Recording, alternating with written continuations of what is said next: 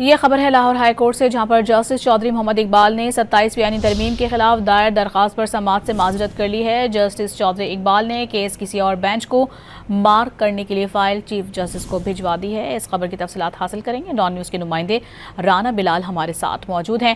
بلال، کیا تفصیلات بتائیں گے آپ؟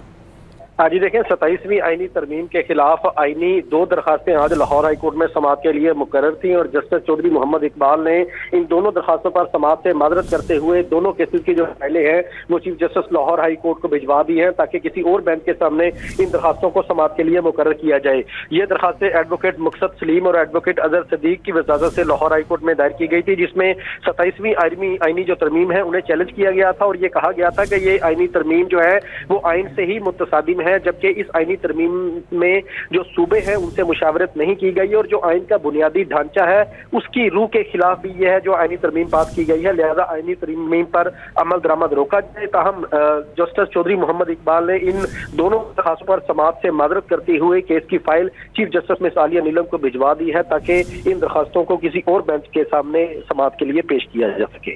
بہت شکریہ آپ کا بلال۔